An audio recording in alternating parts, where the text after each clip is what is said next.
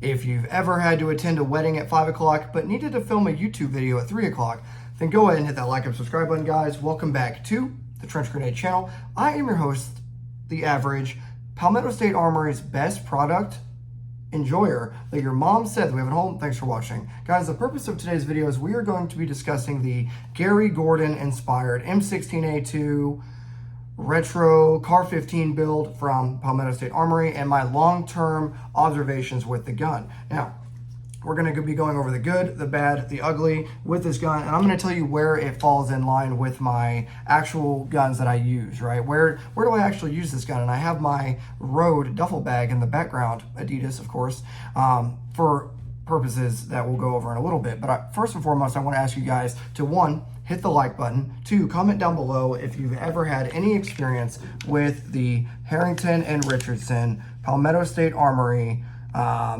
I guess, retro line. This is the 12.7. I'm going to give you guys some statistics and findings from our observations in the field over the past 5,000 rounds. And I'm going to be giving you the good, the bad, the ugly. But let me know, what are your experiences with this gun, okay? We are clear and safe, as I do not want to ventilate the wall with 77 grain OTM, or in this case, 55 grain FMJ, right? So first and foremost, let's go into the bad, right? But before we go into the bad, I want to tell you just what is this gun. So the first 2,000 rounds, first of all, this is a 1-in-7 twist. Here, I'll do the YouTube thing and I'll read you the actual specifications of the gun. 12.7-inch barrel, pencil barrel profile, 4150 chrome, Molly Parkerized barrel finish. Yes, it's chrome lined, okay, so that's obviously going to be a good thing. Fixed front sight, of course, gas block, doesn't matter. Carbine length gas system, and it has a standard carry handle, and that's really all the things that you care about, right? So let's get into the bad. What are the bad? Well, I have to tell you that I changed the muzzle device on this and put the Huxworks muzzle device, and I ran the first 2,000 rounds with this gun suppressed with a Huxworks 5.56K. Now, why is that important? Because it destroyed the bolt carrier group that was in the gun when I first got it. And what do I mean by it destroyed it? Well, it ruined the gas keys. And a lot of guys are going to be like, that's not destroying it. It's a $2 part. It's a $5 part, whatever. Well, what I realized, and all my guns that I actually plan on using for any sort of, I guess, somewhat serious use case, right? Philosophy of use, nothing fancy lives rent-free in my head. For all of those purposes and all those guns, I went on BCM website and I literally just bought a bunch of BCM bolt carrier groups, and you guys have been seeing them in literally all my guns, whether it be PSA guns, whether it be Daniel Defense guns, you name it. When the Daniel Defense Mark 18 bolt carrier group dies, I have a backup bolt carrier group from BCM ready to drop in that gun. So in the first 2,000 rounds with this carry handle M16A2 from PSA, H&R, whatever you want to call it, in the first 2,000 rounds, the gas key were blown out. The gas rings were blown out, right? Was that surprising? No, especially not with the really trashy H&R, I guess, Toolcraft or whatever bolt carrier group that they were putting in there. Let's see if I can get what type of bolt carrier. Bolt material, Carpenter steel, 158 steel, blah, blah, blah, black anodized, doesn't matter. Okay. All you need to know is the bolt carrier group that comes with the guns are kind of trash, okay? So if you plan on buying one of these or doing whatever you're gonna do, make sure, I definitely recommend you just upgrade to a reputable manufacturer's bolt carrier group and just get rid of that thing right off the bat. So, suppress, had 0 malfunctions in the first 2,000 rounds, just had that issue with the gas key, right? No big deal. The gun would still function, but being as I'm a soldier, grew up in the Army, I want my gun to be able to, the bolt carrier group to be able to stand up under its own weight, so no issues there. Moving forward, accuracy. This gun is a 2.5 MOA gun all day long with cheap ammo. Now, why is that impressive? Well, because this gun is, I would say it is a very budget-friendly gun. I think that's a very fair estimation. The only ammo that we fired through this gun for testing was 55 grain FMJ. Now, a 2.5 MOA gun all day is very, very impressive for a gun of this build quality, right? 1-in-7 twist, or 1-in-7 twist, which right hand twist, which is good, but with carry handle, iron sights, and what I use this gun for, that is very, very acceptable. Okay, so moving on to the good. The good would be, you're noticing the lower that is on this gun right now is not the lower that I bought for it. This is a Colt lower, and I'm kind of just using that because for the vibes, right? So I have a Colt, a standard Colt lower on this gun right now, but the lower that came with it had no issues, mil-spec trigger, standard, you know, AR-15 lower, nothing to write home about there.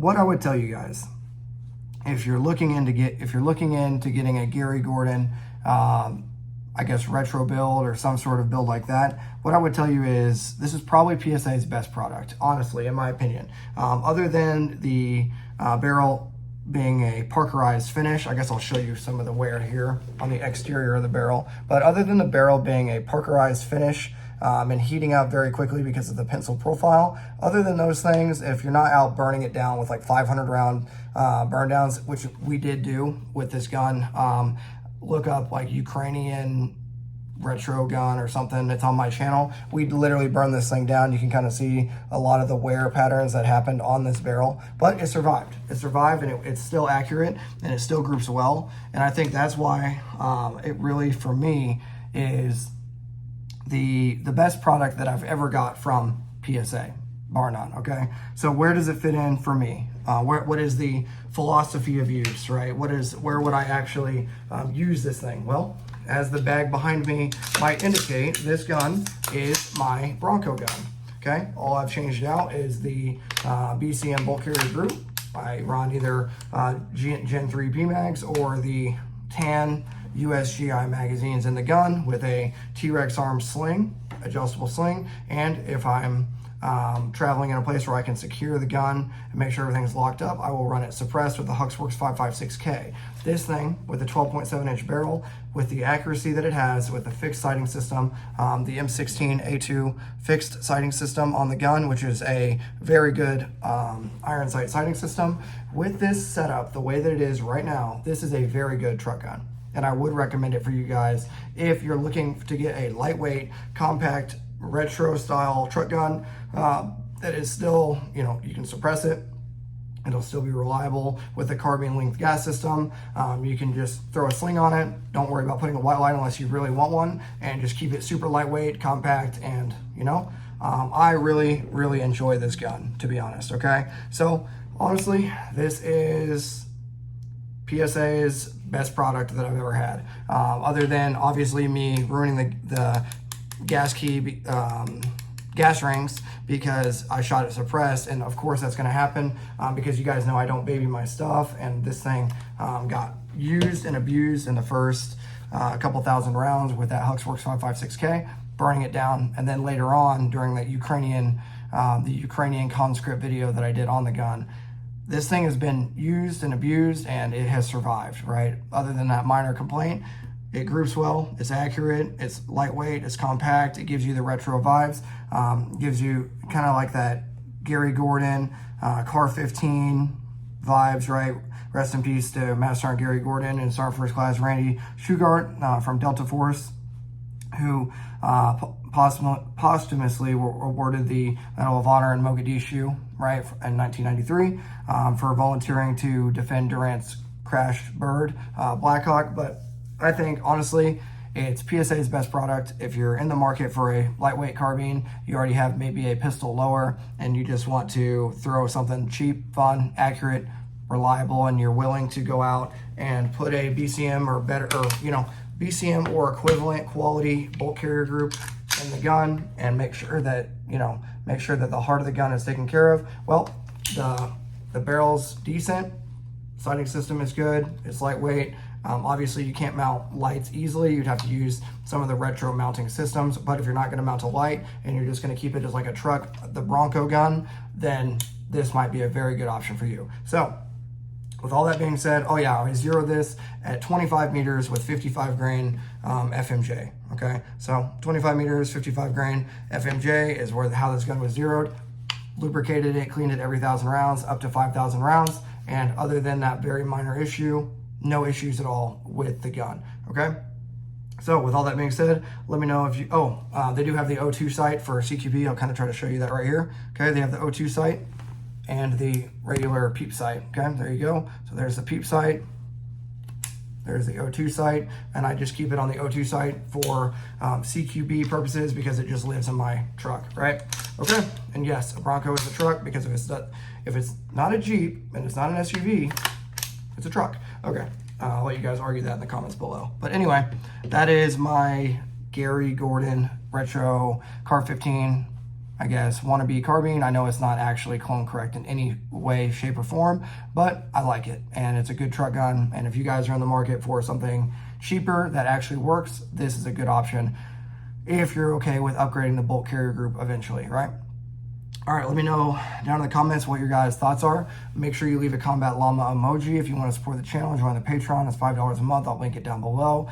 Leave some sort of wedding emoji down below, as I'm going to go play the good fiance tonight and make sure Nighthawk is taken care of. So thanks for being here, guys. Have a good rest of your weekend. And until next time, this is going to be Trench Grenade, your average clone build, retro rifle, Car 15, Gary Gordon, you name it, video enjoyer that your mom says we have at home, signing out. Cheers.